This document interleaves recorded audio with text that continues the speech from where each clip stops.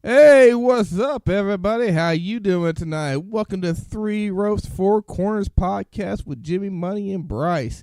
I'm chilling here in my house drinking my milk with my Vegeta cup. Yeah, what's up, Bryce? What you doing, man? Yeehaw, you redneck son of a bitch. Hold on. Sorry about that. What were you doing? You're on mute there, sir. I had the power to mute your ass. Say, what you're drinking? You're drinking a Big Blue Cowboy Cup. You keeping it clue, son? You clued up? You No, gangsta? I'm just keeping it blue. I only drink blue drink. What kind of blue drink? Blow. Like raspberry blue? I want to blow. I do like blue flavored drinks better than red flavored drinks for some reason. I had this I was working at Target, right? I had this girl come up to me. She's like, "You got any red drink?" I'm like, "Red drink? What you like Big Red?" No, red drink. I was like, "Red drink? What is red drink? What flavor is red drink?" You know, red. I was like strawberry? No. Fruit punch? No. I was like, what the hell is red drink? She's like, I like red drinks. You got any red drink? She would never specify what kind of drink she wanted. She said red drink. She only drinks red drinks. I was like, okay. It was just funny because I could never answer her question. I was a operator at Target, you know, and so some people come to me and ask me where certain shit is. So I'm like, yeah, I don't know. Big Red's over there with the sodas. Yeah.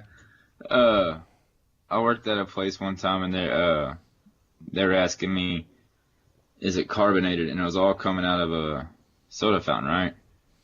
And I'm like, I could answer if it's caffeine, but carbonated? Aren't they all carbonated? The majority are. High C. Well, yeah, I mean, but that's obvious. That's just a juice, you know? So I'm thinking like, you want like because like is root beer carbonated? I'm thinking like, yeah, dude, it's not just straight syrup. Damn, I just want straight syrup, yo. Yeah, I'm sipping on that syrup. But I got people. Well, I got people that I used to know that only drink clear sodas for some reason.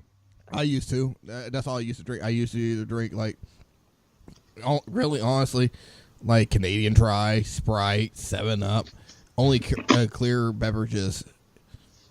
See, my soda favorites, I still remember them like yesterday. My first ever favorite soda was Barks root beer. I used to drink that all the time, and then it switched to Sprite, and then it switched to Pepsi, and then it switched to Mountain Dew, and then it switched to like it just switched, and I would drink nothing but that for like a year or two, and then I'd go to something else. Yeah. Oh yeah. You know what's also interesting? We're actually recording on a new night on Thursday. This is kind of a yeah. New jobs, so timing is everything, and it's actually a better recap for y'all because it's fresher. Like it's still just basically happening. I like recapping when everybody forgot shit, so it makes us look like geniuses. Because we can come in like with the 2020 vision hindsight. That's right, with us forgetting half the shit we watched earlier this week. What was it on South Park, Captain 2020? He comes in after something bad happens. Well, this is what you should have done. Well, okay. Well, if we would have known him before, that might have worked. Damn it, I'm out of milk. Sorry, I got ragey. Oh, yeah, Kurt Angle over there. That's right. I'm not a Stone Cold. I'm a Stone Cold fan. I like Stone Cold. But at drinking purposes, I'm more a Kurt Angle kind of guy. Give me a nice cold glass of milk. I'll mix that bitch with anything. Could you imagine how happy you would have been if you would have been in the rink when Kurt Angle was just dousing everybody with milk? Dude, I'll be butt naked rubbing my nipples like, oh, give me my milk, Well, I think we're all pretty happy that you weren't in the ring then. I think that's safe to say. I'll be looking like Prince Albert with less piercings. You might have been underage at the time, too, so that might have been real bad. Why do you have this underage boy rolling around naked in a bottle full of milk? on Monday Night Raw. We're trying to get ratings, damn it. He was happy. We thought he was a Make-A-Wish kid. Shit. Is he doing cock push-ups in the milk? That's right. I put a little hole in the ring. It's gonna be my glory hole. The next match, you just see a whole penis hanging out. Next match, you see the lights go out, the lights come back on. Kane's mask is sitting there with white marks all over it. Like, you just got a glory hole from Kane. Talk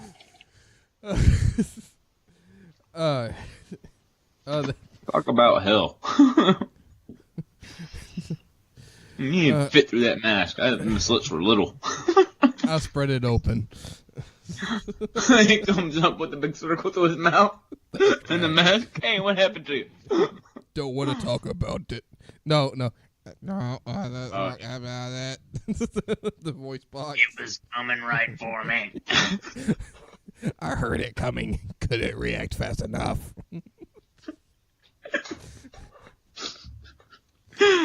Stuck between a cock and a hard place. I took the full load. Oh God. Wow. I guess doing it earlier in a different day, we're kind of more energetic. It seems like that, huh? Right? Yeah, it's earlier too. You think about that part. Yeah. You know what? I did drink some coffee though earlier because Tony. Thank God Tony didn't take a nap today. I was able to just put her to sleep after a shower or her bath. I gotta my bathroom doesn't work, so I gotta put the bathtub drain in, and then I gotta turn the hot water on from the shower and fill it up that way. Mm-hmm. But man, after she took her bath, she just kind of like passed out. I was like, all right. Yeah, so, like I got out early today. Like it wasn't even a full. I know. I'm surprised. So, today's a good day, you know. It's not even Friday. So what all was the reason that you got an early day today? My job, they had a banquet for the employees for the district. Y'all weren't invited? No, that's why I went. I went to the banquet. It was for us. Yeah, y'all have some good food or what? Yeah, we had down here. I think it's worldwide. I'm not even quite sure, but whatever. We had some Dickies. And, me being a fat ass, I went and got me 2 plates. I was like, fuck this. Man, you talk about getting multiple plates. 3 meats. I've seen a cousin. Not 1, not 2, but 3 meats. Every time I went up, in my head was popping in my head. It's like this. I got 2 plates. Like that. Like Lokes. I got 5 on it, but it's like I got 2 plates. What you need? Hell yeah. I got excited. I've seen a cousin put away at least it was at a funeral, like 3 or 4 plates with like 2 desserts, and I just ate I barely picked at it, and I ate a dessert, and I was just watching him eat made me full. I don't know how this works, but I was like, I don't even want to eat right now. You skinny fuck. I've been like your cousin. I'm looking at you like, are you gonna eat that? You gonna eat that cornbread? Hell no, you can have it, James. Ain't going. That's right. I think the bear's getting hungry. Oh God, I'll be clenching my cheeks as I pass you the cornbread. Like, you just take this and stay the fuck away. Stay the fuck over there. Oh yeah, man. I got that new game in. Yeah, you showed me a picture of it. Yeah, what was that game you got? Torment Tides and Numenera. It says on the thing, #1 most funded RPG on Kickstarter, which is a pretty cool story.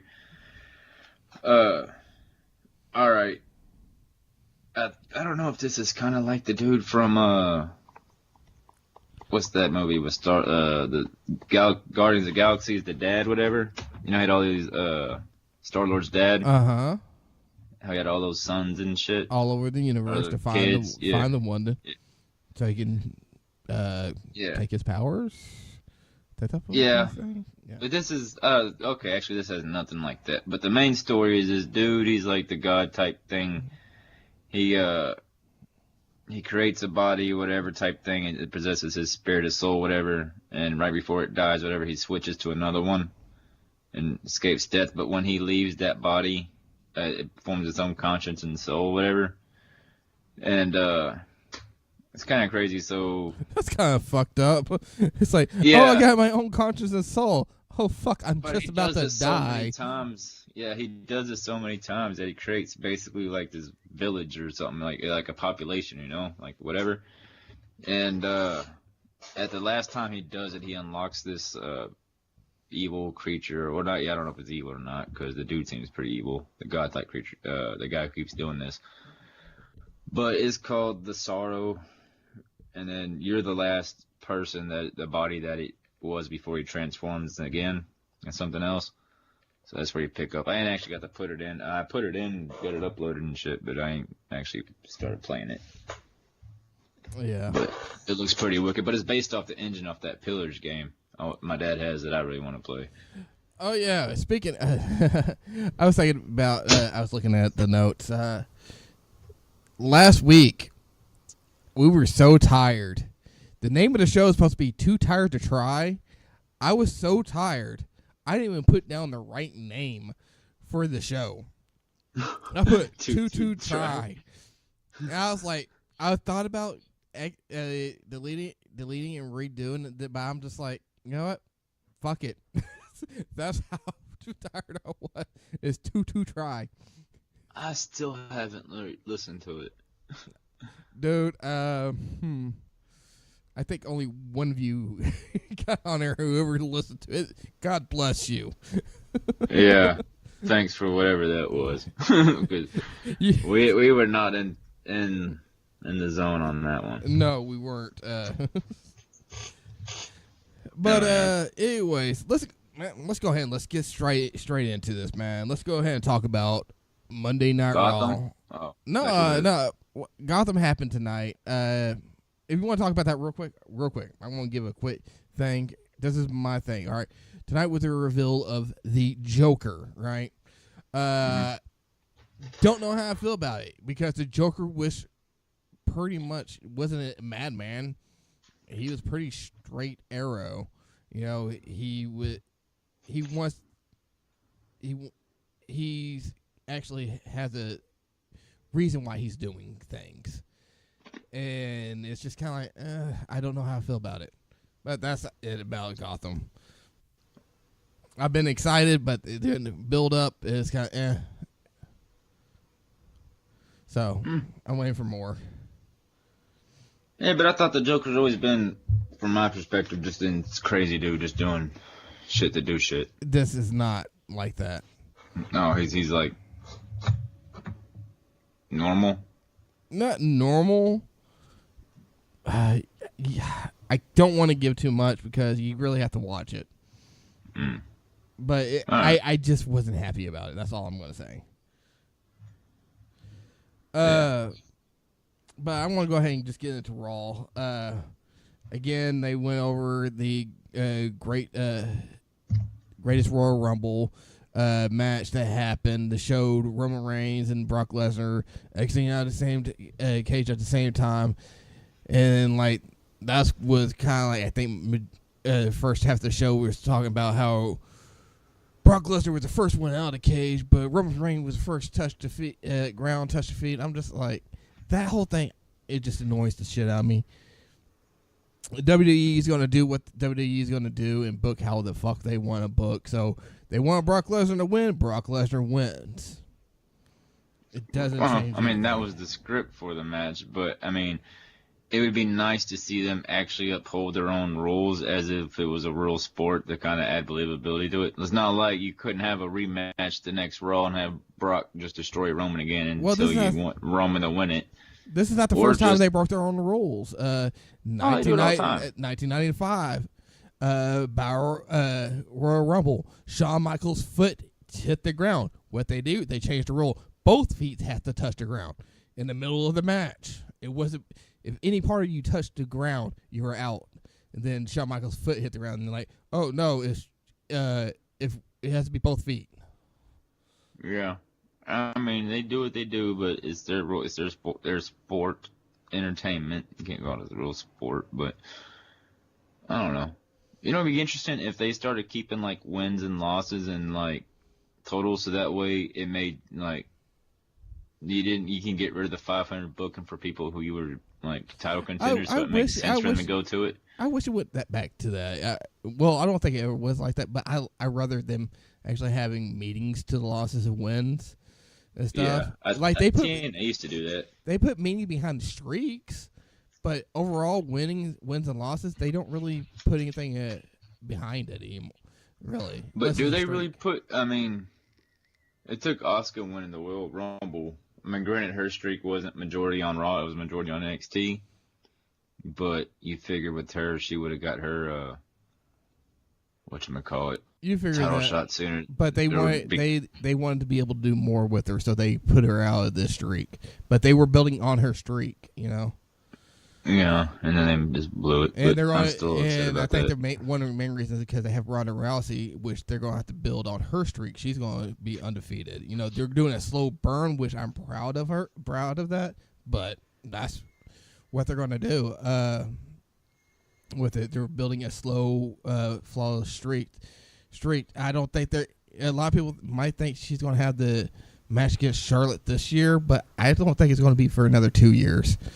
Maybe Asuka this year, maybe, because they're doing cross brand, so that means kind of the separate brands are kind of out the window to me if they're doing cross co-branded pay-per-views. Yeah. So but I hope they keep it the way they are, because some superstars you only want to see on SmackDown, some superstars you only see on Raw, so it makes it worth seeing different brands. Yeah, and honestly, I don't think if it wasn't for Bobby Lashley, Elias, Braun Strowman, KO, and Sammy, maybe there's some other people on Raw that I'm just not thinking about at the time right now. Revival. I could just watch SmackDown and be like, SmackDown is the better show right now. And just the roster talent overall. Mm-hmm. Just who they have. Like, every division they have is stacked. Right. The women's is stacked. You got Asuka, Charlotte, Naomi, Becky, Carmella for some whatever reason. She's not the best wrestler, but whatever, she's a champion. And then you got, who's the Absolution now? Absolutely, yeah. And then the Iconics.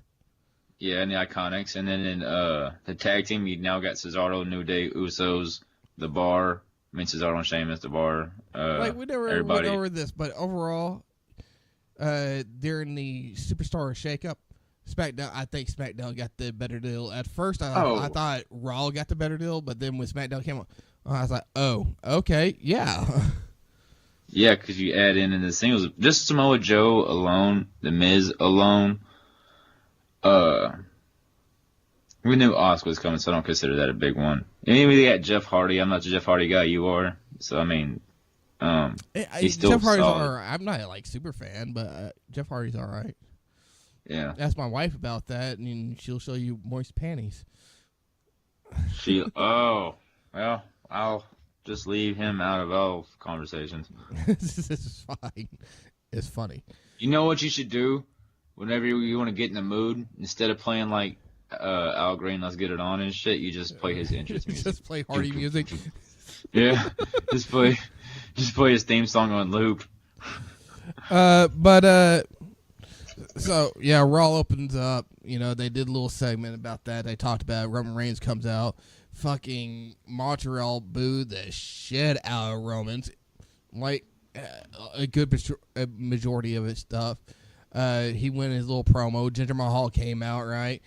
Yeah. Jinder Mahal is a Canadian. Isn't Jinder Mahal from Montreal? Yeah, he's from Canada. Or Vancouver. I don't think I don't know what part of Canada he's from. But he's from Canada in general. He's from Canada. So, I mean, I figured he would have got a... Yeah, they booed the crap out of him because I think it was like about a year ago, maybe 2 years ago. I think it was last time they were in Canada. When he was a U.S. world champion, right? They cheered him in Canada. Yeah. And they actually kind of talked about he was from Canada then, though, too. Even though WWE booking, whatever. Yeah.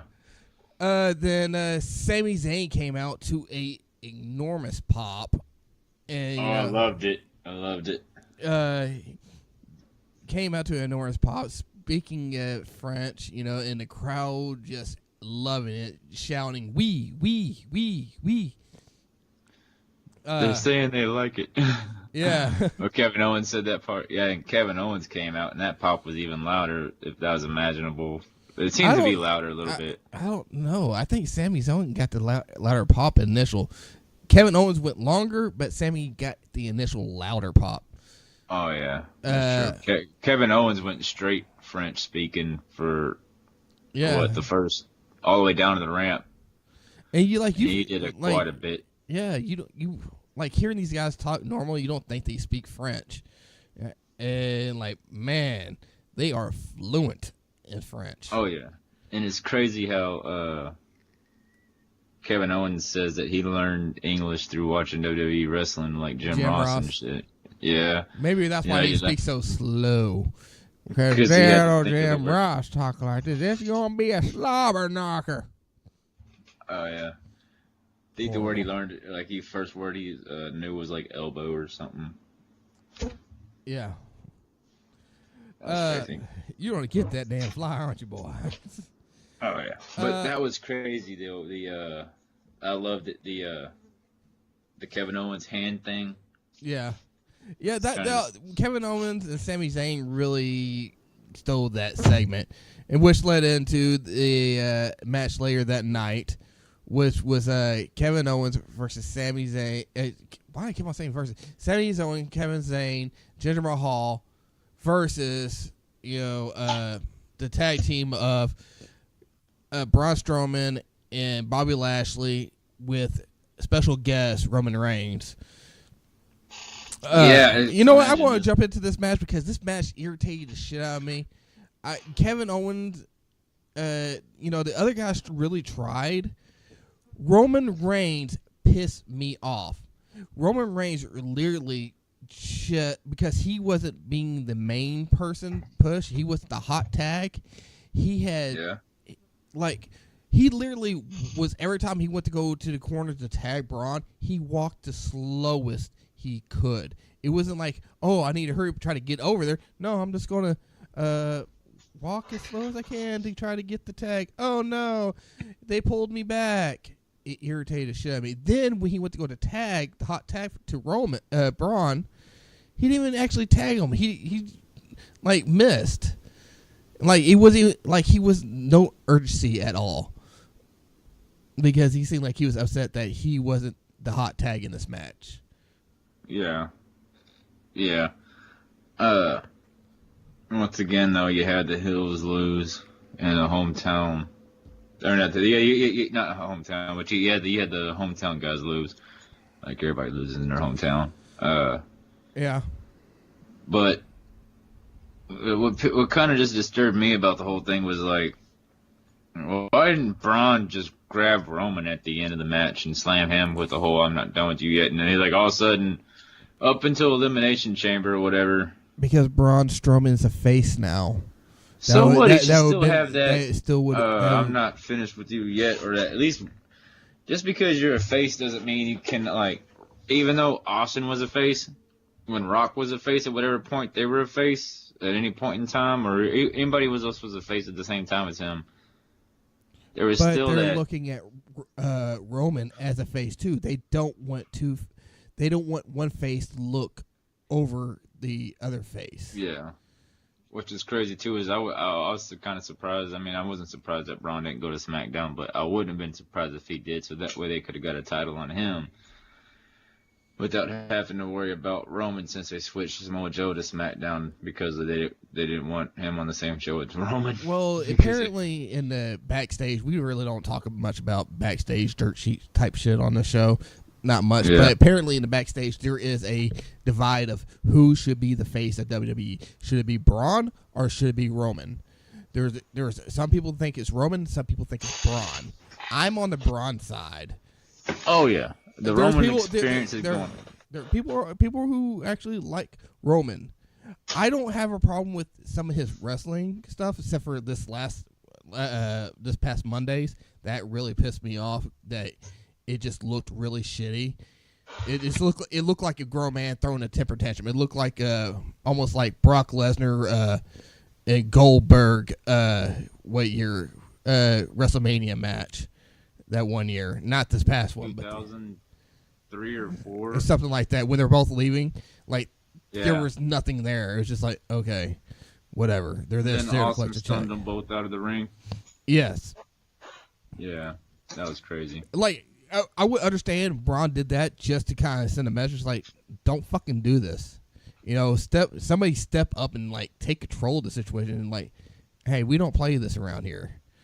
You know, yeah, kind of like how Drew McIntyre and Dolph Ziggler are doing right now. I'm really digging their thing. They're like, all these motherfuckers around here just collecting checks, going through the motions, calling everybody out. You know, I don't know if it's a shoot or is it kayfabe or is it kind of like they're shooting but they're letting them do this because, man, I'm buying it. Kind of half work, half shoot, you think, yeah. maybe? Yeah, I'm buying it, man. I'm really buying it. The only thing I thought was kind of a little Well, Dolph has always been a passionate person, so when Dolph's speaking and he gets passionate, he starts talking that way, you have to take it as there's some truth into what he's saying, at least a degree of it. You know, however much is that's dependent on each person. But you have to take it. At least there's some truth in some of what he's saying. The only thing was it was kind of creepy. They did the cell phone thing, right? And both of them were standing in this hotel room, shirtless and kind of old up looking. I'm just kind of like, man, I'm just like, Dolph with the bottom of this, huh?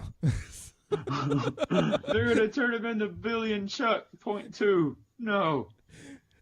Did you even notice that or get that vibe from him? It's like, this is kind of homo, but whatever, you know. It's like, hey, if that's what they're into, God bless them. But I mean, I don't know if that's something that would make I don't know. I don't know what they were thinking. You know, in hindsight, they probably wouldn't done it. I was kind of hoping since they showed that promo, I kind of bit into it. I was hoping they showed up on the main event when Seth Rollins versus Finn Balor match. I was hoping they both showed up and just take them out. Oh yeah, but that was a really good match. Yeah. So I'm kind of glad they went away. But went on one the whole way. Balor was so now he's 2-3 because he mentioned in the promo that he was 2-2. Yeah, I think they're gonna do an unofficial best of 7 matches with him. You know, they got really nothing to plan for him. There's really nobody to kind of step up yet for the the IC championship. Yeah, with anybody, you know. And you know what? If they wanted to, they could do this story for damn near a full year by keep passing the title back and forth between them and keep having the rematch clauses and all that bullcrap. Because if you can have some way tell a story where one of them goes with Rollins and one of them, it's as part of the Miztourage I'm talking about. One goes with Raw and one goes with Balor. Do a divide that way or something. And then, kind of like the laggy, but Fowler gives them, like, style and shit. I don't know. But you could, if you wanted to do, like, a whole year-long story with Balor versus Rollins, you can kind of, and you wanted to add the Miztourage since they seem to be messing with them right now. You wanted to take it seriously. There's a way you can book it to kind of split the Miztourage up and have them go one of the other ways, or have them both go with one person at some point and do it that way. Because honestly, if neither one of them are going for the Universal title, I wouldn't be mad if I saw a year-long feud. I don't want to see them every pay-per-view. You can, like, deviate away and put roadblocks on the hillside from one person, you know what I'm saying? Mm-hmm. And they can go through somebody else at one point. So you wouldn't mind the kind of changing up titles here and there? Like between each other? Yeah, between each other for a year. Yeah, I wouldn't change it like every other fucking month. I'm not saying like every month, not like the Sasha and Sasha and Charlotte type thing. Every month they switch, so like Charlotte has like 57 title holds now. You know. Yeah. You know what would be crazy, and it's never been done before? It'd be a unique storyline. Is like, let's say Seth holds it for 6 months. Ron gets it for 2 months. Like, say Seth's the bad guy since he's a natural heel. He cheats, gets the title back. Balor actually wins the Royal Rumble, but let's say we can actually get some heat between the two somehow, and like some true bloodline heat. Not bloodline like as in their family or whatever, but like just blood, bad blood heat. That's what I meant to say. And have Balor choose to like attack Rollins and say, I'm taking this back, and then like beat the shit out of him. And then wait until WrestleMania and put on the greatest IC title match ever. And no one's ever, had the feud mean that much more to him to take it from Rollins, an IC title, than to go for the world title. Yeah. It's never been done before. It's just something that could go. If you really wanted to go all in on that story, I don't think it'll ever happen. They can go a place with those two. The only thing I'm worried about is like how I get bored with the same wrestlers over and over again. That's what I'm saying. Like, you don't put each other. Like, Jericho and Shawn Michaels had a year-long feud. Right. You didn't see them every pay-per-view against each other. Well, not every pay-per-view, but they also didn't go at it every night. But every once in a while, there was something that sparked it up again. Yeah. See, so that's what I'm saying. Like, we can do that with Rollins and Balor. Yeah. What'd you think about Elias versus Bobby Roode? Bobby Roode got injured, and Elias, there was no bell or count on anything. Elias walked to the side, declared himself as a winner. Yeah. Like, it showed, the thing was kind of bothering me. It showed that he was grabbing his throat, but they should never do the replay, because you can definitely see it was his chest that he hit, but he was grabbing his neck like he got clothesline in his neck. So what do you think about this?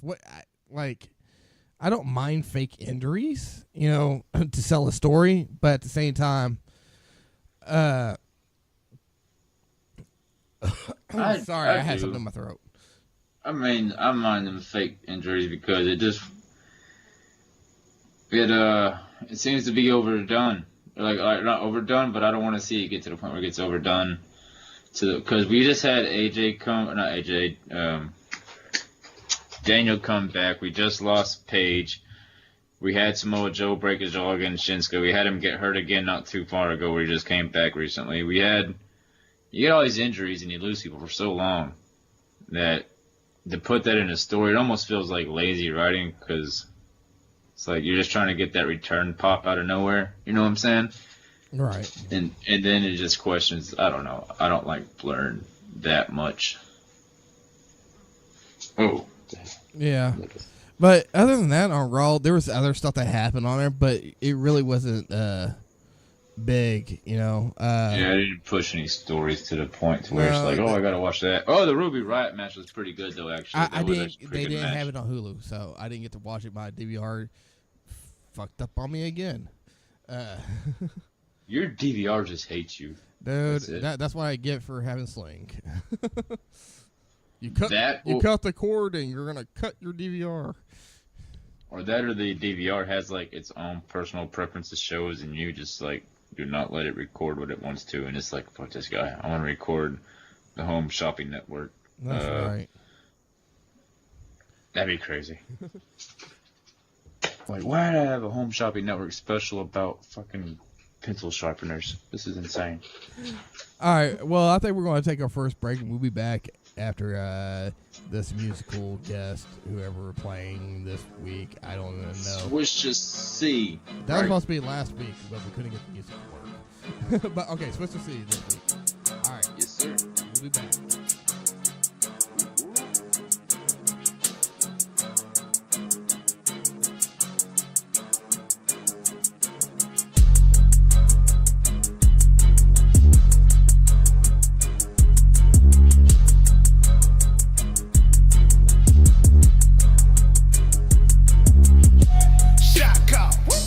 Big Red. much money I can't count it all. Shot call, stack, stack, so hard that I hope they don't fall. Shot call, get bricks, bust them down, then do it all again. Shot call, big racks, so much money I can't count it all. Run it up, snatch a check. No white dots, but I'm the Pac-Man. No sun, I shine. Wake up, grind time. Nigga, I be blowed like a wind chime. Niggas know what's up, but talking shit through the grapevine. No stick shift, I come clutch when it's crunch time. No N1, I wanna ball like I'm hot sauce. Laugh so stank and make you jump like crisscross. Glock 17, the aim of squares like a backdoor. Learn to work the trap on my own, no crash course. Hit the plug once, told them that I need to re-up. Hit the plug again, told them that I need to re-up. Pass going fast, I work my magic like a Hogwarts. Hit a bitch one time, then never call back. Nigga, that's a holy one. PGA, golf tour. Shot call, big rack. So much money, I can't count it all. Shot call, stack, stack. So hard that I hope they don't fall. Shot call, get bricks. Bust them down, then do it all again. Shot call, big racks. So much money, I can't count it all. Add it up, get them bands. Money going up and hit the running man. Get guap, Wimbledon. I serve Ziplocs. Nigga, I got mud like I walked in the rain. Marijuana stinking up the house, that's a gas leak. Pockets full of ghosts, paranormal activity. Fuck niggas, please stay out my proximity. Shoot a nigga like a movie, put him on a DVD. Money in that dope get burned like a CD. Young nigga tryna sit fat like Rikishi. Goldfinger got a nigga, Austin Powers groovy. Cash coming my way like I am Carlito. Oh man, I feel like my name Al Pacino. I was broke one time, but I don't do no sequels. I'm just getting knots like I'm lacing on my tennis shoes. No Robert, but I need that De Niro. Pay me what you owe me, or no doctor, it get physical. I'm just tryna see a Rari Enzo at my front scope. All these hoes jocking, man, I feel like Gorilla so. Welcome back. Hope you all had a good time listening to Swisher C. Oh yeah, Mr. Fort Worth. Anywho's SmackDown up. Oh yeah, he's got some music videos. You check out his Facebook page, his Twitter page, his YouTube page, but he's dope. What is his? What's the those? What's his style? No, not his style. You said check his stuff out on his page. What's his Facebook page? What's his? Swisher Swisher Corleone. Okay, there, because I didn't know where to check. Okay, yeah, he's on Spotify. Check out Swisher C, the album Thunderbolts and Kush Smoke and Thunderbolts. Can't remember which way it goes. That's like my favorite hip hop EP, I guess, of this year so far. And like that's honestly because we both have a lot of friends that are in the music and play a lot of music and stuff like that, or know people who do a lot. Even we're friends or not with them, we're just. At one point, we were really deep into the local music scene in a certain genre. So, Juggalo music. Whoop whoop. Well, yeah. But Oh God, when I was really hardcore in ICP, that's one of the things that irritated the hell out of me. When people went woot woot, that irritated the hell out of me. WOOT. Yeah, it's like motherfucker. It's whoop whoop. Yeah. Pop that P. Oh yeah. But what was I gonna say? You just distracted me, brother. It happens. But, yeah, it does. We were into the music scene, yeah. Oh, Swisher C's, yeah, music. Yeah, he's really, really good. But his style, to me, he's like a really energetic. Like, yeah, okay. If you like Pastor Troy, to me, he's like an energetic, like Pastor. Like Pastor Troy's energetic too, but like a more upbeat Pastor Troy to me, like a positiver in a way. But he still has those really like. He covers all genres of songs. Like, he can do it all. But, I mean, he just got the, I just love that energy. Well, how about this? Anybody who's listening to this show, we have music on here, right? If you want to hear more from this artist, let us know. We will play more of that artist. Or you have any artists that you want, email us at scattermindcst@gmail.com. And we'll do what we can to get the rights to play it. The rights to play it, or if you're a local artist, we'll play your music to get you out there. So just let us know. Oh yeah, that will go with any of the shows on Scattermind. We play all types of live music, so just let us know. And technically, they're not with us playing live, so we can't say it's like live music. Okay, we'll play music in our shows. Is that better? Yeah. Okay, yeah. we'll play music and we promote. I just don't want we promote artists, up and coming artists, or even big artists. Just let us know. Whoever we feel. So that again, email us at scattermind at cst@gmail.com, or get us all over Facebook, or even leave a comment on Podbeam, or YouTube, Stitcher. Can you leave comments on Stitcher? Is that I think you can do a like and a follow, but you can leave a comment on iTunes. That's true. And a like and a follow. I'll give you a wink and a kiss. Twitter. Yeah, we're Twitter. Everywhere. Yep. Well, so, we're giving this in the middle of the show. Oh yeah, but hell, you know what I'm saying? I probably should start doing that at the beginning and end of the show, not at the middle of the show. Well, yeah, but it's a good time to do it too, though. It's a good time anytime. We're just too happy, jovial. Like I'm a fat, skinny guy. So I don't have the fat guy laugh, but I have the fat guy personality where I'm just funny to a degree. That's all I really got going for me. Looks ain't it. You know what I'm saying? A nice, healthy laugh. Every time I laugh, my balls jingle. So does my belly. Swisha C's Twitter is actually Swisha at Swisha_kill_shit. That's right. Kill shit, motherfucker. Yeah. All right. Little Town Empire presents Kush Smoke and Thunderbolts, the EP produced by at _A17UU, out now. His brother, Tun Soldi, actually engineered it with the vocals and everything. Amazing job. Just a little side note to that album. Let's get started on SmackDown. Let's see. They had the Miz TV starting off the show again.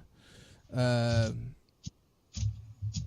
they talking about Daniel Bryan would no longer be allowed to be on Miz TV because he missed last week's. And Daniel Bryan's not even on there. They gave him reason because they don't want him to get a infection in his chest, because after the Greatest Royal Rumble looked like hamburger meat. Man, that chest looked horrible. Did he get it from Big? Did Big Cass give that? Did Big Cass give him those marks, or was it just? He had those throughout. They just kind of came throughout the fucking match. Man, that was brutal. Because it started barely there, and then it just kind of progressed.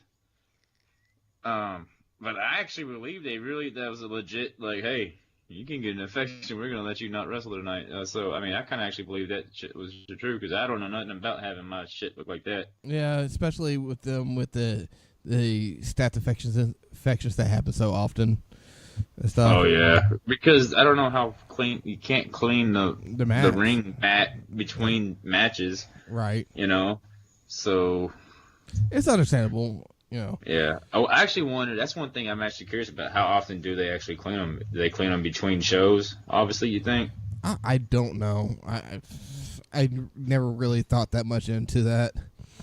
Be funny? Just give it a spit shine. We're going to do a special about that.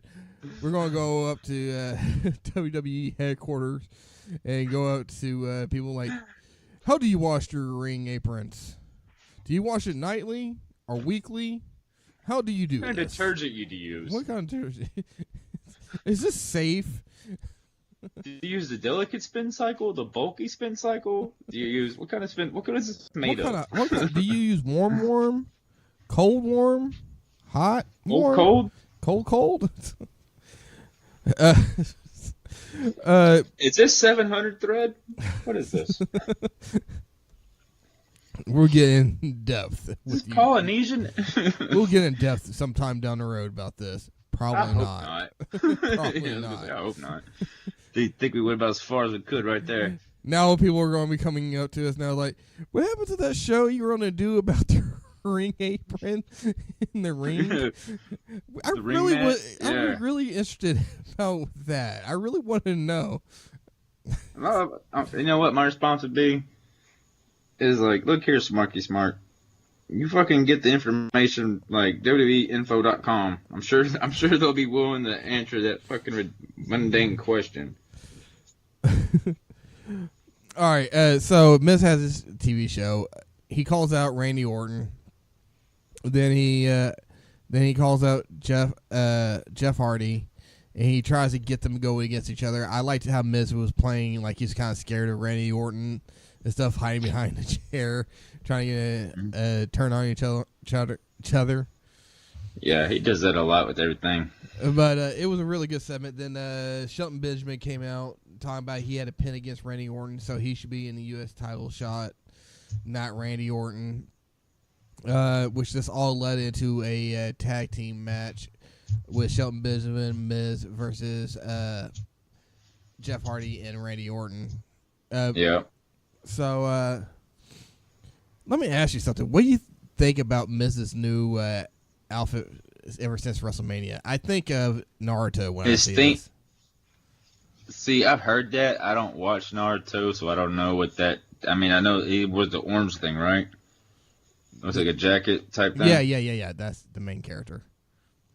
Yeah. I mean, I guess it looks kind of like that. I always think of just some kind of steampunk-looking thing. I guess you could look at that, too. Because it's all leather, and it's like, you know what I'm saying? It's mainly like how the jacket is and the headband, to me. Oh, yeah, see, I can completely see it. I'm not going to disagree with that at all. But my first thing is overall impression. Like, I guess you can say, like, it's Naruto steampunk, whatever, in a way. But I don't know. I don't mind. It looks kind of cool, I guess.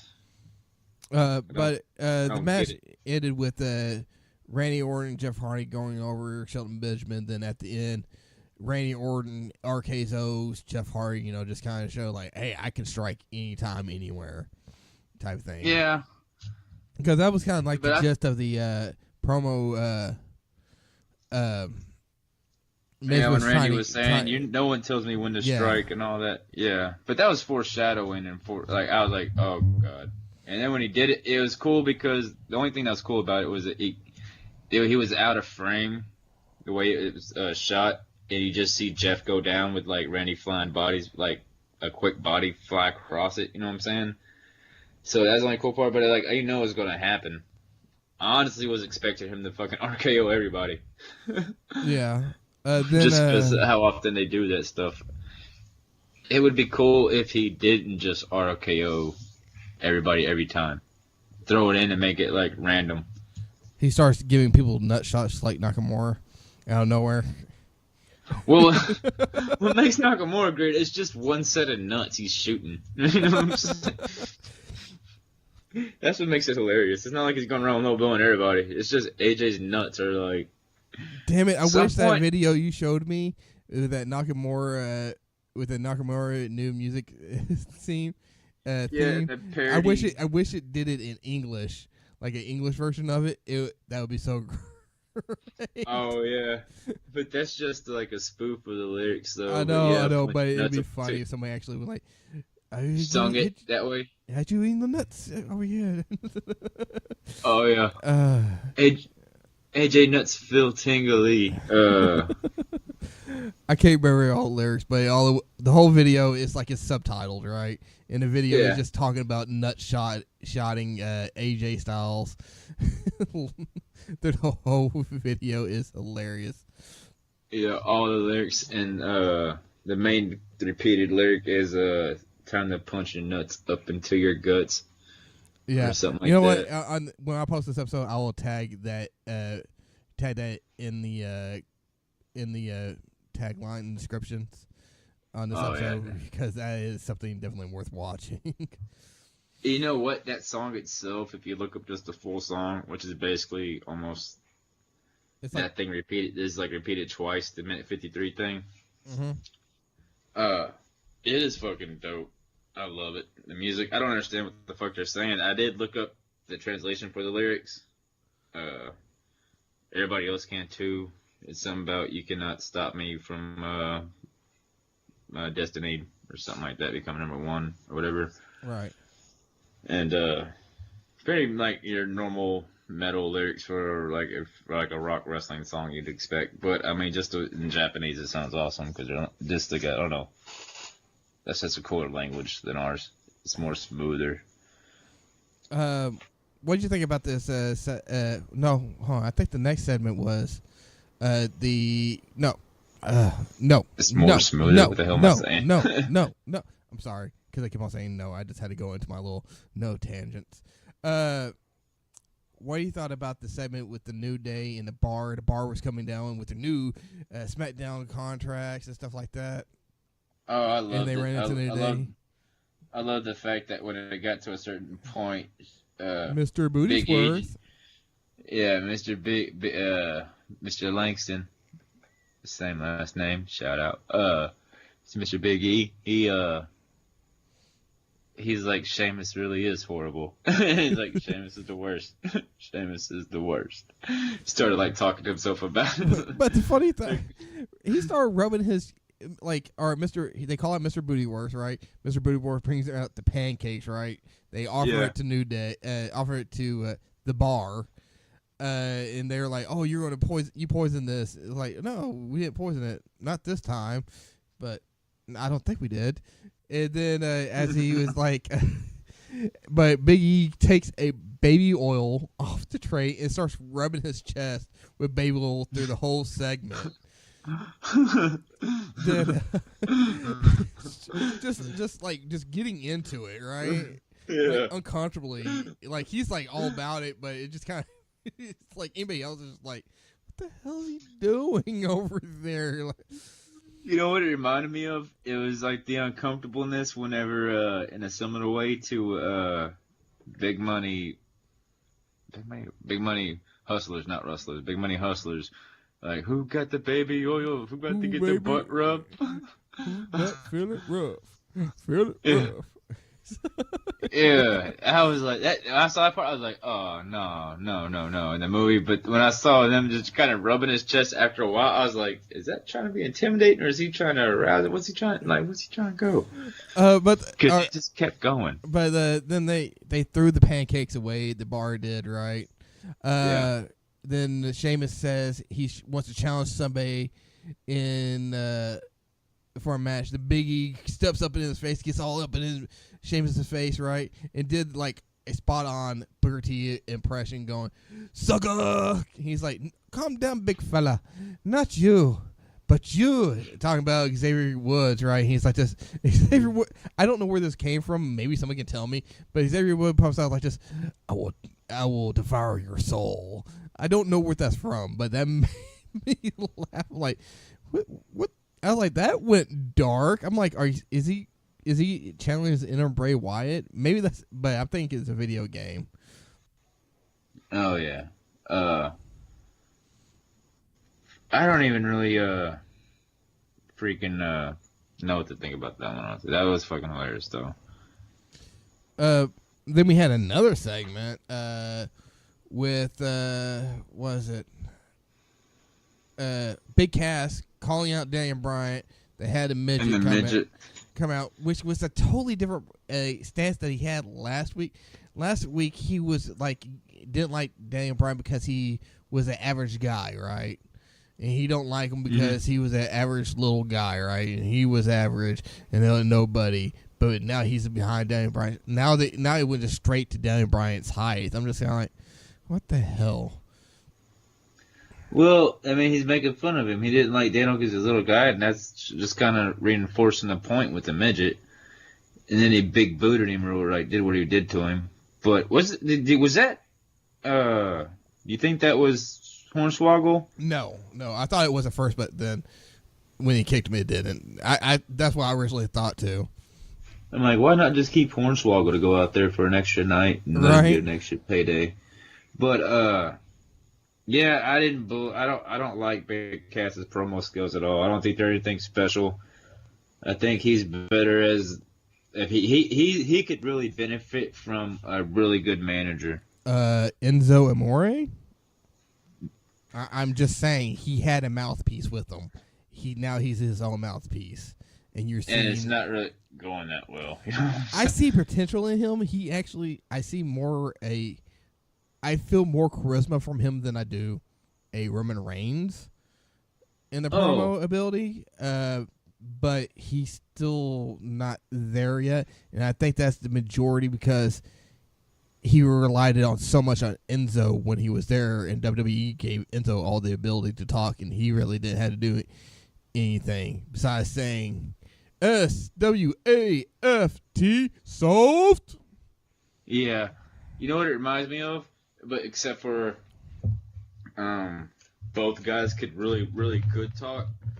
Is the Road Dogg, talking about the New Age Outlaws. Road Dogg and Billy Gunn. Billy Gunn could talk really well too. Billy Gunn is like a really good talker, really confident, really smooth in everything he said. Was he really? He was really good. He wasn't good as Road Dogg, but Billy Gunn was pretty Billy solid. Gunn could talk, but he didn't. He was lacking charisma. That's what his thing was. Like he had the look. He could. Yeah. He got to the point. What he was saying, right, with confidence, but charisma was where he fell short at. Yeah, he didn't emote, but one kind of. He only had that one kind of. Like I got 2 words for you. Yeah, and like all his promos had that same type of intensity and cadence, no matter what he was doing. You know what I'm saying? Yeah, that's what I'm saying. Billy Gunn, you're getting the coffee, aren't you? Yeah, brother, or not brother, but like, yeah, and I'm gonna drink it down, and we're gonna go out there, and you're like, come on, man. But he didn't really show too often as far as different styles. But he was confident and smooth in what he did do talking. You know what I'm saying? He didn't have any too many blunders or too many kind of just out failings. Yeah, but. Big Road Dogg was like the Enzo, so he'd set up like you're talking about Big Cass, and Big Cass just had it instead of I got 2 words for you. That's pretty much what Billy Gunn did. Yeah, I'm still looking. I hadn't gone past Big Cass, his potential yet, because now he's out on his own. Oh. He still has potential to grow. So I hadn't dismissed him yet. But I'm not buying his promos right now. No, it's not really good. He also has a good hand with him with Daniel Bryan to work with. Yeah, and I thought the one with the Miz was pretty bad too. On Miz TV, I wasn't really buying that. It wasn't all that great. It was funny. His actions was funny, but the whole segment wasn't all that great. But I want to go back to the Sheamus versus Xavier Woods thing real quick. Oh, the roll-up pin? Well, it wasn't a roll-up pin. The whole thing, I really wasn't focused on the match itself, honestly. Honestly, I was more paying attention to Cesaro. Cesaro really kind of, on the outside, stole the show for me when he walked up to the New Day and opened up his jacket, and he had pancakes. And they're asking him, do they want pancakes? I was just like, I'm just like, what the fuck else is Cesaro going to do? That really stole the show for me. Like, I didn't even care about the match anymore. I was like, because I like Xavier Woods. Xavier Woods is very underrated in his skill ability, in ring skill ability. He is great in the ring as a technical wrestler, and he can also go high flying. He's very well rounded. Yeah, he was a really good high school wrestler. I can't remember if he wrestled in college, but I know he's a really good high school wrestler. And he actually wrestled. Cody wrestled against each other. Yeah, and they were rivals, and their school were rivals. And that was a pretty good story they had on the Jericho podcast. Yeah, that was. What was it? My favorite moment still, because it was all because they set it up and Big E went right back to it. New Day as a comedic trio is perfect, because last week, if you remember, Big E was like, Sheamus is the worst. Sheamus is the worst. All week, like when they heard it coming over. And then he, as soon as Sheamus does something, as soon as it does something, Big E goes straight back to Sheamus. Really is the worst. Sheamus is worse. Their timing is great, dude. They've been on it for about 3 years now, and they haven't fell off. They really haven't. I would like to see them doing single stuff, but I guess since they're making money right now, stuff that they do. It's attention to detail and stuff like that. That makes it awesome. What you thought about Paige disbanding Absolution? Absolution, just like that, Well, she's the GM. I understand she's the GM, but Absolution is kind of their thing. Without her there, they should have still left them kept it. But Paige just literally killed it just right then and there. So there is no Absolution. Maybe they're gonna go as a different tag team now. Maybe or a group. Maybe they'll come up with their own names, or maybe they'll. I don't know, because you have plenty of women in the division, and so far, if you think about it, once again, I mean, I don't have the card printed this time, or the itinerary printed up that I took down, notes and shit. But I think majority of it was tag team matches. And the only time we've seen the women in the last 3 shows, if you go back, had been in tag matches. I think they're going to be. Except for we had I think there's going to be a women's tag team match for both divisions, tag team championships for both divisions here soon, and I also think there's going to be a 205 tag team championships. Yeah. I can see it. There's it makes sense for NXT. It makes sense for the women. There was enough women to go around to do it, and they team them up enough to have it to happen. You know what I mean? I'm still a firm believer that there's enough women, and I don't know if women would be opposed to this or if they would find this good, bad, what. I'm not a woman. I can't make their perspective. But there is an all women's wrestling promotion called Shimmer, and I'm sure there's more. I only know of Shimmer really. That is all women wrestlers, right? Mm-hmm. WWE has enough women to do that. If they wanted to have their own show, kind of like the Cruiserweights did or do, they can do that. You can have a women's heavyweight, a women's tag team, a women's secondary title. Hell, you can have women's cruiserweights. You can have a whole women's show. And I'd love to watch it, but I don't know if they want to break it off with a men's show, if the women would feel that as a slight toward them, taking them off the main shows, or if they would feel that as a challenge and an honor of being it all depends able to have their own. To me, it really all depends on how they go about it. It really does. I think they could, as long as they keep like how they're having co-branded pay-per-views with Raw and SmackDown. As long as the women will be the women's titles matches are on there. As long as it's on there, kind of like how 205 is on these branded matches. Like they should be a part of this. If they have their own show, they should be part of the co-brand. Oh yeah. Not you go like, oh, women are their completely own separate thing. No, they should be part of the main pay-per-views just like everybody else. I wouldn't mind them having their own show. But right now, as what they're doing is fine with me too. But it all depends how they book them having their own show. Nice. See, that's what I want. Yeah, I would love to see it. It's just how they do it. It's a really. I just don't want the women to feel like it would be a step back for them or something. It's a delicate situation. It is a very delicate situation since they've been building up the women's division so hard. And we're getting all these verses, and I really want to see you know what though? Okay, let me ask you this. We've talked about it. I don't know if we talked about it on here or not, one of the shows. Or if we but also, that's another thing. Anybody else wants to talk about this women's division? Have something to say about what you think about the women's division? Should they have their own television show and how they do it? Leave a comment. We'll put it up, talk about it on air. So yeah. Yeah.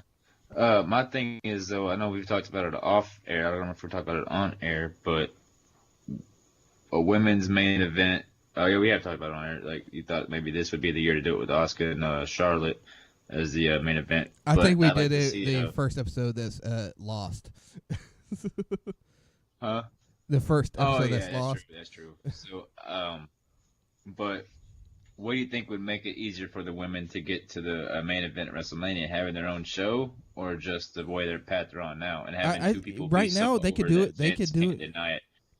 Sorry, I was stepping on you. Yeah, they could do it. I didn't mean to step on you. Sorry. I'm getting excited. But I think they could do it on a path they're doing right now. It depends on the story, and like the Asuka and Charlotte. Story. No, the Asuka and Charlotte match at WrestleMania could have been the main event. It could have. Yeah. The only reason, I think one reason is they had Brock and Roman Reigns be the main event, which I don't think it should have been. Did you hear supposedly through the dirt sheets? Sorry to cut you off. What's your take on this? That through the dirt sheets is supposedly that Vince changed the ending halfway through the match. It wouldn't surprise me. He's known to he done this before. Like at the was it the one in Dallas, right? Oh yeah, with Great Balls of Fire. Another WrestleMania. Yeah, with Seth Rollins taking it over. It was a last minute call. No, WrestleMania in Dallas was Triple H versus Roman Reigns. Oh, was it? Yeah. All right, then the year before that. Yeah. It was in New Orleans too, right? Yeah, the year before that, they won in New Orleans. With Seth Rollins took over and won it, and cash in. That was a last minute call. Yep, and Roman Reigns' dad was pissed off. Remember reading the stories about that. But I was gonna say go back on what's crawled up my ass and died about this whole situation is they would have had the perfect 2 stars, and you could have gone, like I said before, if you would have kept Asuka with the title, let her beat Charlotte, kept her undefeated, have Ronda go undefeated, win the Royal Rumble, same Asuka path, choose Asuka, and then Ronda versus Asuka. Could have headlined 2 undefeated women wrestlers that are just whooping ass, tearing a fucking street mile wide across the nation on their little tour, building up this story, and then having that main event. Because Ronda's match is probably the best match at the WrestleMania. It's probably one of the better matches, yeah. I thought it was probably the best one besides the ladder match was really good. Not ladder match, a triple threat for the IC title. Shinsuke versus AJ kind of left me down a little bit. Speaking of Shinsuke, Nakamura, what'd you think about this AJ calling out Shinsuke for a public apology? Or giving him low blows? Yeah. It's ridiculous. If a man low blowed you and snuck around the low blow, you think he's going to come out and say he's sorry for low blowing you? Right. I was like, you're ridiculous. And then especially after what you done whooped his ass after the match at the Great Royal Rumble in Dubai. He went on his little Shinsuke esprit that Shinsuke went at WrestleMania. And then you would have called him out and asked for him an apology? You're kind of even, in a way. Yeah. Well, no, not really, because he did it to you, Mania. You did it to him, but you haven't low blow him. So yeah, he's 3 nut shots now up on you. So he's not giving you no apology, bro. Don't go. I think Nakamura's going to win the championship in Backlash. I hope he does. And no DQ. I just have this feeling that he will. I could be wrong, but let's. Oh, speaking of heel turns, Rusev Day might be coming to an end. Rusev Day might be coming to an end. What do you think about the little back to say something about this? Lana coming out wearing a Rusev Day shirt, telling Rusev, something's holding him back. They panned the camera back, and it showed 80 English, kind of hinting Rusev needs to drop 80 English. What do you think? That would kind of put Rusev as a heel, right? So yeah, I think they're trying to turn him more into a heel and not have him over as Rusev Day, but here's the deal. You got Big Cass, you got Shinsuke, Samoa Joe, Miz, Shelton Benjamin. You have enough heels, right? But you got enough top-tiered level heels and mid-card level heels. Real quick, if they make Rusev heel, right, when do you think they have to push Aiden English to go over Rusev? And I don't think they have the cards in it to do it. But to my logic, you have to try to make Aiden English to go over Rusev on that turn. No, well, if he did that turn, like it'd probably just be Rusev squashing. I mean, Aiden goes back to being Jobber Boy until he gets future endeavored. Okay. Because I wouldn't see any purpose, because if they're saying he's holding him back and they're going to, because you know how high Vince was on Rusev for a while with Lana, and now he went undefeated. And it looks like Lana's dropping the wrestling side part. Well, not just the wrestling side part. She was managing the women wrestler, and I just blanked. Tamina. Oh yeah. Yeah, she was managing Tamina, and I guess they're going away from that again. Like Tamina, they seem like they tried to get her heel heat, but they just don't know what to do with her. Yeah, I don't know if she's a bad wrestler either. I really can't judge her. I don't know if she's bad.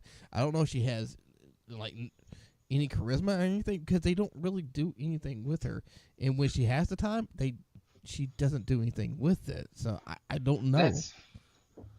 That's kind of the story of almost every wrestler, though, because you can say right now, and this is probably the only time that I can think of, except for maybe the mid-card days, not mid-card, the Attitude Era days, and maybe the Ruthless Aggression days, where you can say the mid-card guys on WWE are the top guys in any other promotion not WWE related, hands down, except for maybe New Japan right now.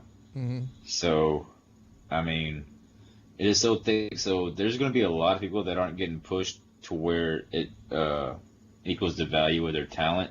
Like, to me, Becky Lynch is one of the better female wrestlers, and they don't ever really do shit with her as far as letting her do anything big. Out of all the four the three that came up, and then Bayley. So out of the four that were in the women wrestlers down there in NXT that supposedly started the revolution when it was Emma and Paige. Right. Like, she's the only one that hasn't won anything to be a first. You know what I'm saying? Or done anything that, like, she was in the first triple threat women's championship match. She lost that. Mm-hmm. She hasn't got to be in the first women's. She lost the first women's Money in the Bank, which would have been over for her character since she's one of the original 3 or 4, however you want to consider it. They let Carmella win that, or James Ellsworth, what they're going to go with. They had the women's Hell in a Cell with Charlotte and Sasha Banks. I mean, it's just kind of like Becky's always kind of getting slighted. Yeah, she is. She's really not getting the push that she really deserves. Yeah, I'd much rather see Becky versus Charlotte. Maybe will you be opposed to they bring in a mid-card title for women? A secondary title for the women? Yeah. I would rather for people like Becky Lynch or Bayley. Okay, but let me ask you this. I don't see them really pushing Bayley to the top tier. I don't see them pushing Becky Lynch to the top tier. But they're good workers. They have charisma. People like them, and they deserve a title. I don't think it's going to happen. Prettiest but of all of them. Huh? I think Becky's the prettiest of all the divas. I'm not asking about looks. I'm talking about deserve. I know. I'm just saying. You sexist son of a bitch. Huh? I say you sexist son of a bitch. No, I'm just She's adding pretty. She deserves a title. You know how Vince is, though. Vince. Yes, I know. I'm just Kevin Dunn. They're all like, oh, the pretty hot ones or whatever. They push those people like the. But anyway, she is my favorite worker of all of them. Maybe her and Asuka, and Ember Moon, just because of local reasons. Not just because she is really good, but the local Dallas thing adds extra fandom behind it, adds extra support. But if they add a secondary title, all right, what would you rather have them have? A second women's tag team title, or a secondary title? Because I think it's more logic to have a tag team. But I'm saying if they would to bring, what would you? Okay, I think tag team titles would be more logical. And probably better. But also I think some of these women wrestlers are not getting all get pushed to the top, but are good workers, deserve a title too, like the Becky Lynch and Bayley. I don't see them being top tier people. They're not going to get the push like Charlotte or Asuka. But here's my deal. What I'm saying, if you add a women's tag team title and a women's secondary title to both shows, it'd be too many titles. It's inevitable that you have to have a women's show, a full women's show. Because that's just too many titles to go with the men's show to be. And then you're talking about the pay-per-views having all the titles defended. And of course, we'd have some on the pre-show. Plus NXT titles. Would it go past NXT, WWE doing that long? The 205 titles plus those titles, you'd have like it'd be WrestleMania weekend every pay-per-view. You don't have to 7 hours long. But the thing is, you don't have to defend all the titles all the time. You don't have to. That's the thing they book. And honestly, when they book these titles to getting defended all the time, like, I don't like Brock Lesnar being a champion because he's not there. Not because he's the championship's not shown, all the time. And, like, he's not even there. They don't even talk about him, really. So when he has a championship, like, right now they're talking about him being gone, trying to make him relevant. When he's not there, I forget there is even a Universal Championship. Yeah. But they're talking about not to make him relevant. They're talking about him to get heat on him to say get you to get behind Roman. He's like, yeah, take the title off him because he's not here. Even Seth did the same thing too. Yeah, huh? Even Seth said, I'll be a better champion than Brock because Brock is never here. And we all see that he's not there. He really isn't there. Yeah, they're trying to use everybody because it's not working with Roman saying it, so you got to get the person that's over to say it, which is Rollins. But look at NXT, all right? NXT has the heavyweight, right? They have the U.S. champion. They have the European champion. They have the tag team. North American title. Yeah, North American, European, and women's, right? They have 5 championships, right? United Kingdom, the women's championship. Yeah, they got 5. They have 5. They also do tournaments, right? Yeah, the Dusty Rhodes. The Dusty. What's the other one? The Mae Young Classic they had. I think they're doing it again. And then they had their Cruiserweight tournament. That might have been just a one-time deal, right? I think the Cruiserweight was a one-time deal. I think they need to do it again. Well, they kind of did it again. UK tournament? They did it again. No, the 205. They kind of did the 205 tournament again when Enzo left. But okay, that's right. Yeah, I forgot. Which was a pretty good tournament itself. Again, yeah. Which I don't mind that. I like the competitiveness of 205.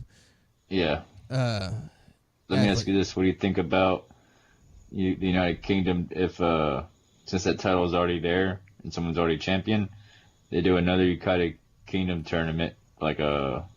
What was it? I wish they do something with the United Kingdom. It's kind of like they have these wrestlers on placeholder you have right now. The champion be in the final round guaranteed. You know what I'm saying? Right. And you have to battle to him to get to him, or maybe even make him defend it through the tournament. But I don't know. They were about to have.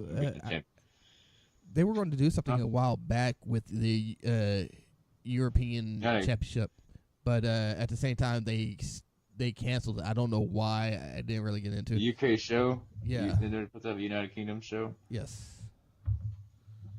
I don't know what happened to it either. Real quick, wrapping up SmackDown. I wonder if Vince said I need XFL money, and he said I'm going to cancel this show. Charlotte Flair, Asuka, Becky Lynch versus Carmella and the Iconics was a closer of the night. The main event. Carmella and Iconics lost on this one. It really wasn't anything. It's just kind of, I guess, it's showing that the Iconics are kind of like Carmella's henchmen right now. And you knew without a shadow of a doubt when you look at that card who's going over. Oh yeah, Asuka, Flair, and Becky. That's kind of like when you. It really wasn't much to talk about. I just want to throw it out there. Since I know, but that's the only reason. I'll say this: Charlotte hit one of her better. I don't know. They all look beautiful, but her somersault flip off the turnbuckle That always looks so beautiful when she hits that. All right. You know what I'm talking about? Yeah. Her, like, is it top rope or mid rope? But that somersault backflip. Yeah, that was beautiful. Yeah. So we could go into 205. We have Brian Kendrick, Jack Gallagher versus Hideo Itami and I can never say this guy's name. Full disclosure before we start this, I didn't watch 205 or NXT this week, all right, so I'm taking James's word for it. All right, now watch some of it. Like the Brian Kendrick and Jack Gallagher versus Hideo Itami and Kara. I cannot say. Ugh. Everybody, you're gonna just slaughter me on this. Tawazwa. Oh. Tozawa. Tozawa. The bottom line of this is Itami and Tawazwa look like they're breaking up. Like after the match. Because this is like their third loss as a tag team, and Hideo Itami is just getting tired of losing. So it looks like they're about to split up and have a solo match against each other, or who knows, they might build up, might blow it off and have them a tag team again. I've seen that happen before with WWE. Oh yeah. Bobby Murphy. Well, go ahead. Bobby Murphy had a match with just another jobber. Bobby Murphy just fucking looks phenomenal. He's aggressive. He's fucking bigger than everybody else on 205. Just hell of a way to go from to what he is now, from what he was in that tag team with the little DJ disco happy whatever music it was. Yeah, that's like a Usos type transformation. Yeah, good on him. He's doing great as a heel. I really like him watching aggressive. He's really doing pretty good promos and his wrestling ability. Then we have Drew Gulak versus Kalisto. Drew Gulak goes over Kalisto. Drew Gulak's just showing like he's the ultimate submission machine in this match. I really want to check him out a lot more. I know you're really high on him. And, I'm getting more and more behind Drew Gulak. I wasn't a fan of him at first, but I guess since Triple H took over 205, the product is getting so much better. And Drew Gulak, I don't know if Triple H is getting in his ear or anything like this, but he's just turned a fucking corner. Yeah. I really liked his gimmick when Enzo was there, though, the little sidekick promoter presidential type. Oh yeah, the I don't know what it was. Yeah. No fly. I thought he was pretty funny in there. Yeah, it looked like he was trying to find himself. Now he actually found himself. It is like I could see this guy being him, but just kind of like Stone Cold is him, just turned up. Oh yeah. Then we're gonna go with that's pretty much it at 205. Like again, like honestly, for a week, pay-per-view week, right? Backlash. Mm-hmm. There really was nothing there to like, oh shit, I gotta watch this pay-per-view. It really did not build up for this pay-per-view at all. Maybe because the Greatest Royal Rumble it kind of took a lot of steam off this, but it really didn't feel like anything spectacular coming up for Backlash. Like, I'm hoping things happen, but at the same time, there was really no build up for this time around. What you think? Yeah. Do you feel like there was like besides knowing there's a pay-per-view coming, by watching the shows, would you expect a pay-per-view be happening this week? No, there's no good go-home closure shows this week. The best scene was honestly the AJ Shinsuke thing. That was the best, probably, and yeah, it's probably the best. Well, Carmella's thing was pretty solid. Not Carmella, Charlotte's. Well, Carmella, Charlotte, whatever you want to go. They're fighting each other. I liked her slamming her face into the table and doing that little smooth footwalk back thing, like wiping her feet. And then this week, they just kind of destroys her, and she chases her up the ramp with Carmella holding on a briefcase, kind of like it was just pretty smooth there. So, but no, overall, it's been a terrible go home week. Yeah. So NXT happened also this week. Every week pre-taped. But I watch it as I go. I don't do the spoilers thing. I'm pretty good at not getting on social media to spoil myself. Yeah. But they had I guess they're more of a build-up between Pete Dunne in the Undisputed Era. Pete Dunne had his match against Roderick Strong. I can't remember the finish on this one. I should have wrote it down, idiot. But I remember at the end of the match, Undisputed Era comes in and attacks Pete Dunne. I think it was a DQ on this match. Then help came in from damn, I can't remember the guys' names. Oh, Oni Lawrence and Danny Butcher came in and to help out the Bruiserweight. So it looks like they're going to have a triple threat match against the Undisputed Era, Pete Dunne, Oni Lawrence, and Danny Butcher. So, I don't know what Danny Butcher is. He's the tag team partner to Oni Lawrence. Oni Lawrence. Yeah. Like, I don't know much about these guys. Like, the first time I saw them, like, I just started watching NXT, really, really watching them. You know, I used to, like, I watched NXT, like, when TakeOver happened, and kind of from there. But I just started really kind of watching it. So I really kind of needed to kind of look up these guys, indie reps, you know, about them in the indie, because that's really, really kind of get the backstory on these guys. I started watching NXT at the first TakeOver Brooklyn, and then I didn't watch any of the in-between shows then I watched Brooklyn 2, then London, and I can't remember else, but then I didn't start watching the episodes until we started really doing this podcast again. Yeah. But the funny thing is, like, Pete Dunne, I don't know who left their shoe in, right, from the Undisputed Era, but Pete Dunne pegs, I think it was Roderick Strong with a shoe. Threw a shoe at him. It was fucking hilarious. Who throws a shoe? Seriously. Oh, Austin Powers at the end was like, who throws a shoe? Right. We have but then we have Kairi Sane versus Mackenzie. I hadn't seen her. They say she's from Australia, but Kairi Sane goes over. It was just kind of a quick match. It wasn't bad. Kairi kind of carried this match. And more and more I see Kairi Sane. Like, I did not like her when I watched the Mae Young Classic. I thought she was really cheesy, but she's more and more watch her, the more and more I'm really digging her. Yeah.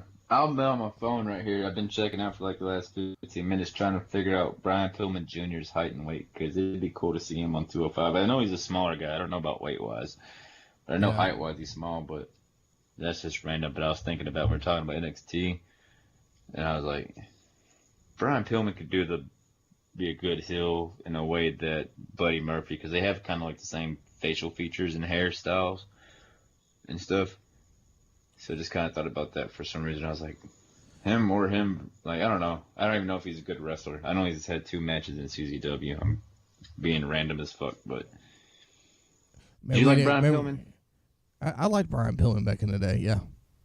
Yeah, I did too. The only thing I really remembered him from, I didn't remember him from WCW. I remember, like, the only thing I really remember, I saw him at the end of his career, like, before his death, with Stone Cold.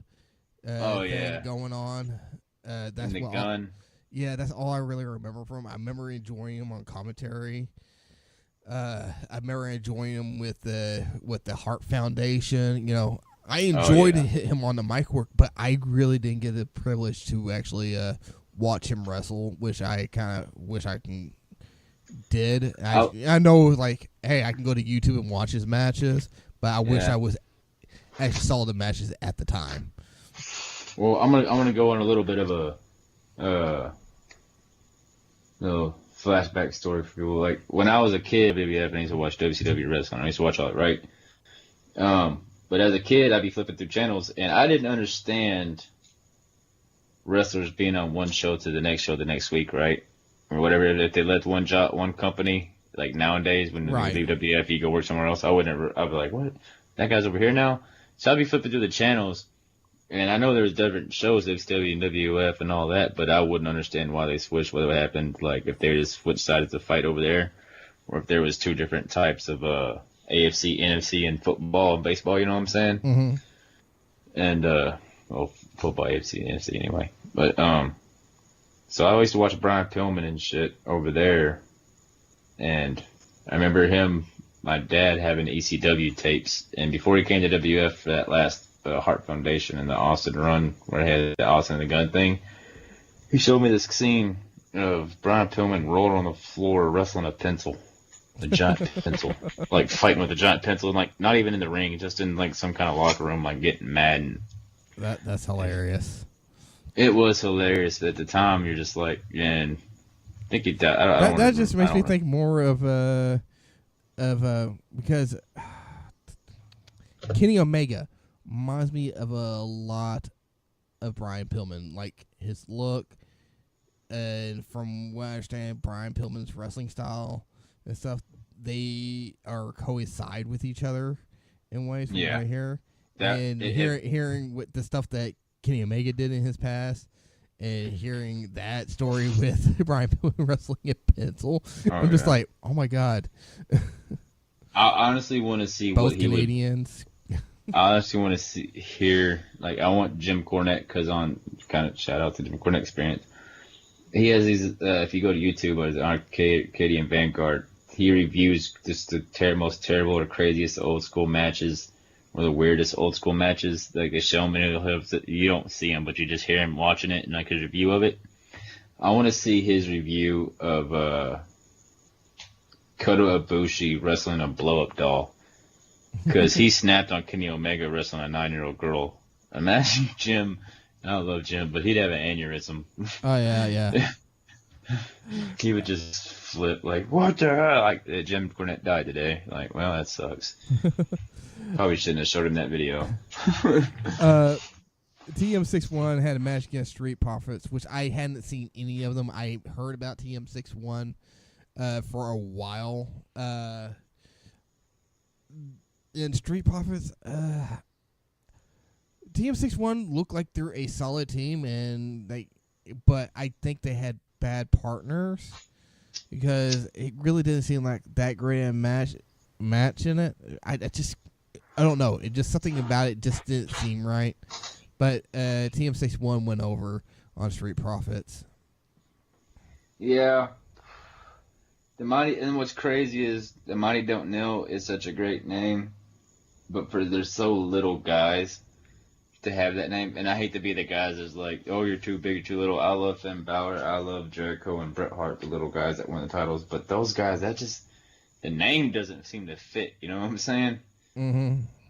So to me, it's just like, I don't understand the name for them. Like the TM61, I don't know what that's supposed to mean. But the Mighty Don't Know, I love that tag team name. They're just skinny guys that I don't know how far they're really going to go. Because you've seen all the tag teams besides DIY that they pushed. Yeah. And the Revival, you've seen all the tag teams they pushed. Yeah. They're making their own tag teams now. Just putting people together. But Keanu Reeves is his debut match against Patrick Scott. It was a pretty quick match. His finisher is like a Samoan drop almost. Yeah. They're calling it like the Hawaiian drop. I didn't even know this dude was Samoan. I thought he was like some kind of Asian, like Korean or something like that. When I first looked at him on first looks. Oh, yeah. You told me about that.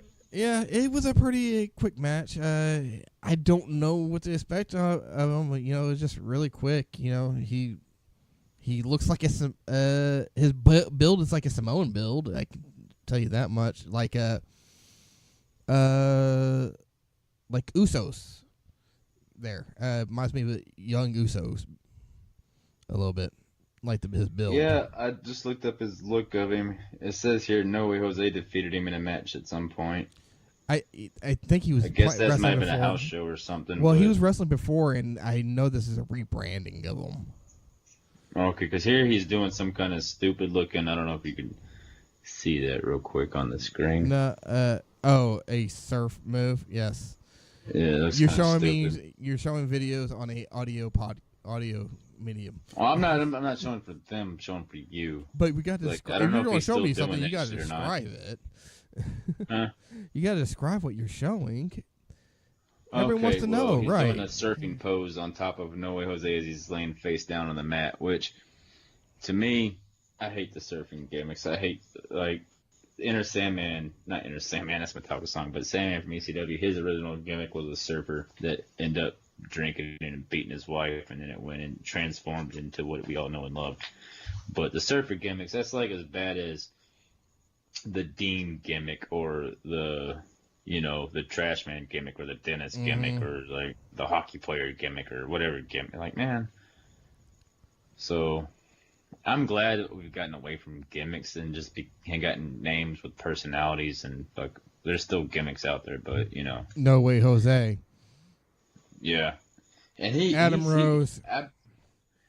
Yeah. Oh, we forgot to mention that on Raw he joined Titus Worldwide. It seems like. Oh, did he? Okay. Well, to me, it's what it seems like. I don't know if he did or didn't. I didn't get to see that on Hulu. That happened. So.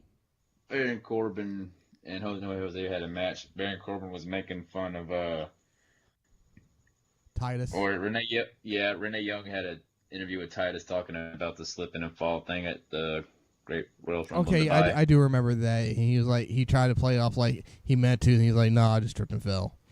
Yeah. Yeah, and the Baron Corbin or something like that. And Titus said it's just a chance to get back up, whatever. Baron Corbin made fun of him, went to the ring, fighting No Way Jose. And instead of how he was supposedly worried about the Conga guys jumping on him and how he attacked Jose last week, this time Titus O'Neil came out, distracted him. Jose got the win, rolled out, and he started dancing and celebrating with Titus Worldwide. So I just took it as maybe he's joining. Maybe he's not, but I think he has a better chance of having a longer and more fruitful career and coming something out of Titus Worldwide, because then they can go into like a story where Titus is and Dana's like, well, we got to rebrand you. You can be happy and dancing, but we don't want, you know what I'm saying? Right. So that could give him an out of the dancing thing, because I don't like to see anybody stuck with the dancing gimmick like a surfer gimmick, where they're just too. The dancing gimmick isn't asking to sell. Well, it did all right for Fandango. He beat Jericho at WrestleMania, and guess what? He's not dancing anymore. He does a little bit of a shake, but he's more of a fashion guy now. So he doesn't. No, he doesn't do a shake, man. He gyrates those hips. Okay, well, shimmy, shake, gyrate. Make an earthquake. On, they probably did do it. I just hadn't noticed it. I'm gonna have to go look that up. Watch Big E and Fandango do a hip shaking contest. Man. That's that. Honestly, out of everybody that we lost, and I say we because I've said many times I'm a SmackDown guy. Honestly, I'm happy just fast forwarding through most of Raw. Really, there's not a lot that I'll watch it all the way, but it just doesn't hold my attention like the SmackDown roster does. But I miss the Breezango being on SmackDown.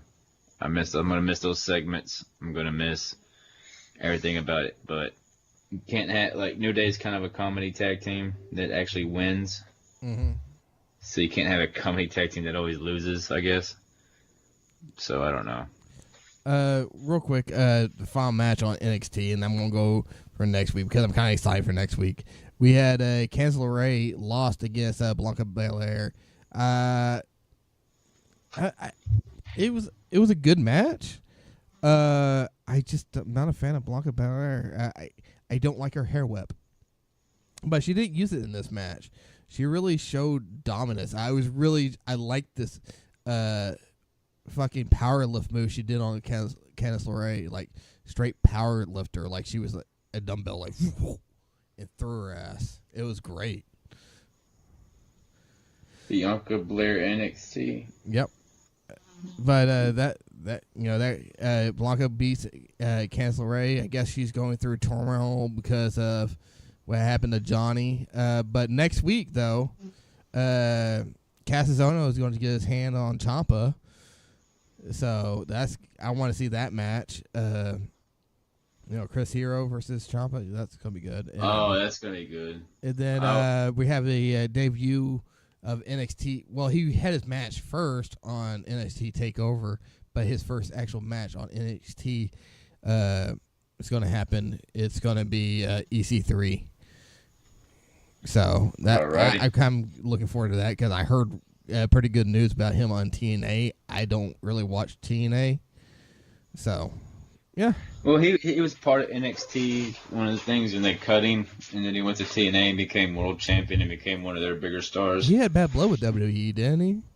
Huh? Didn't he have bad blood with WWE when you first left? Oh, bad blood? More of I'm going to prove you wrong for releasing me, kind of like a chip on the shoulder, more so than a bad grudge, because he's obviously back, you know what I'm saying? I mean, bad blood, whatever. Mm-hmm. So I think it was more of just a chip on his shoulder. But he's pretty solid. I really I hope Triple H and everybody they got working down there, because I know Steve Corino's now working down there at the training center. And Steve Corino was a really great seller as a heel and everything. And Shawn Michaels is working down there. He's a great seller too. Yep, heel or face. So I mean, but I'm just saying Corino is pretty much a lifetime heel. He played face sporadically through certain stories whenever, mainly ECW, because in Ring of Honor he was known as Mr. Evil. And he's also known as Mr. Wrestling. He's Mr. Wrestling Third. If you're a wrestling historian, wrestling fan, anyway, you'll know who Mr. Wrestling 1 and 2 are. But Steve Corino, hopefully he gets EC3 to sell a little bit better. I want to see anybody make Ricochet sell. Because he's like one of those Leo Rush guys that he pops up and as soon as like something done, and like say he takes a power bomb to the back, a good wrestler that sells would be like later on in the match where he's trying to lift somebody up, he can't because his back got hurt from hitting the fucking ladder, and he'll sell that part and like he'll go lift you up and he'll like, oh, my back, like somebody else. But the just thing like with Ricochet, okay, you might not like how he is. But just to watch the feats that he's able to do is fucking just in awe. Like, yeah, he's that an awe-inspiring. You're like, man, I wish I could do that. Yeah, he is an awe-inspiring athlete. I'll give you that. I think, I don't know, this is because I love WWE stuff. I mean, I love Lucha, I love Ring of Honor, I love TNA. You want to see him slow down a little bit more and sell a little bit more? Is that what you're the one to see from Ricochet? Yeah, but if you go back and it's just like, I'm such a huge fan of Lucha Underground Season 1 and the Ultimate Lucha Season 1. I think Prince Puma versus, what was his name? I forgot his name, but the main guy's brother. You know what? This is just ideal in my head, all right? Yeah. If you're listening to this long, this is like over almost 2 hours long going on. Mil Mortis. If you want to do us to do recaps of Lucha Underground, I think it's on Netflix now. Netflix. Like do a show by show recap and what we thought on it. Let us know. I wouldn't be opposed to doing it. You know, maybe a special show for people who wants to hear us talk about. You know what? Lucha Underground. This is my only suggestion on that part.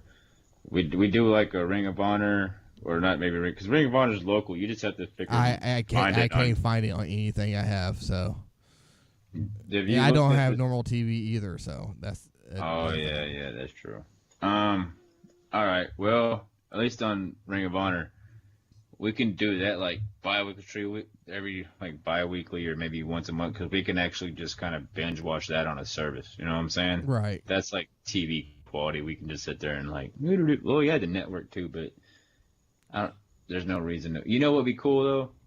Let's go back and just watch some kind of they got all those old school tapes in libraries. Like go back and check out Mid-South 1970s. Yeah, if you're listening to the show, give us ideals for the show. What you want to hear us talk about. Old school wrestling. Wrestling. We want to build a community here. So let's try. Let's do that.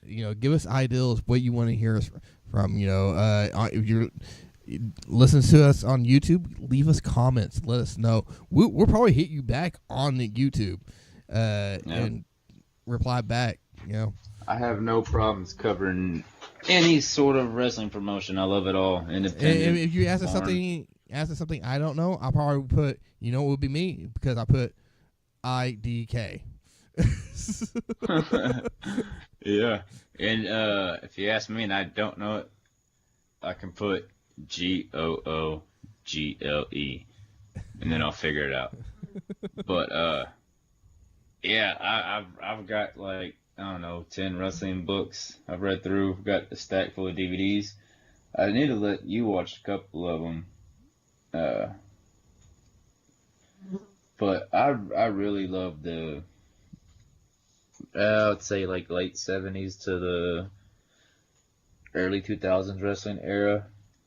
It was at its end. When Austin left, it was hard. Like there was a big gap to fill. Austin and Rock left. There's a big gap to fill. I wasn't the Brock guy at the beginning of his thing, ever. Right. He was a beast. He was impressive. He was like, whoa, look at that guy. He's huge. He beat up and a one-legged guy. Yeah, he was believable. I'll give you that. But you remember And Jericho's my favorite wrestler of all time. But after if Jericho wasn't in the title scene, I didn't really pay too much attention. Because what was the guy who had one leg that Brock Lesnar beat up all the time? Oh, I forgot. Zach. I think it's Zach something. Oh yeah. Yeah. But anyways, once again, if y'all want us to talk about any certain things, let us know. Email us at ScatterMindCentral, and we'll get back to you and we'll talk about it on the show. All right. And if you want us to give us a shout out, email us and let us know what you want us to say, and we'll give you a shout out. All right. That'll be it for tonight's show. Thanks for all the fish, and we'll see you next week.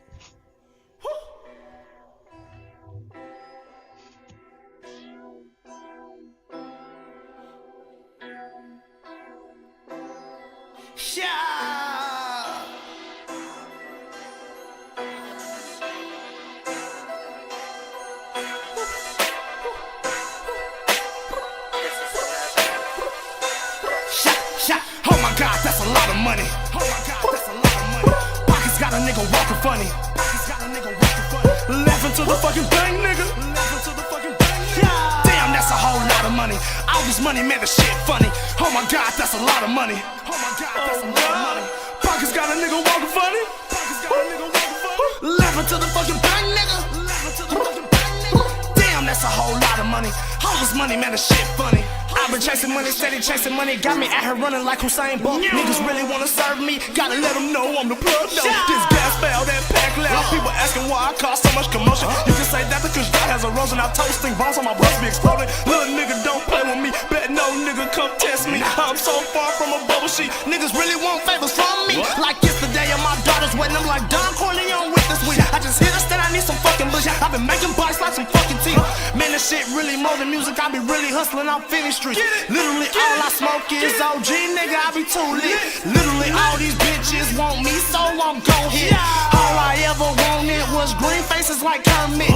So much marijuana in my pants, got my jeans looking like a rainforest. Cash was adding up, now it's multiplying. I ain't never loved man so much. Sit lean, I like dope, I count up, that's what's up. And if a nigga ain't money hungry, need stomach surgery, no tummy tuck. Oh my god, that's a lot of money. Oh my god, that's a lot of money. Pockets got a nigga walking funny. Laughing to the fucking bank, nigga. Damn, that's a whole lot of money. money. All this money, man, the shit funny. Oh my God, that's a lot of money. Oh my God, that's a lot of money. Pockets got a nigga walking funny. Pockets got a nigga walking funny. Laughing to the fucking bank, nigga. Laughing to the fucking bank, nigga. Damn, that's a whole lot of money. All this money, man, the shit funny. All this money, man, the shit.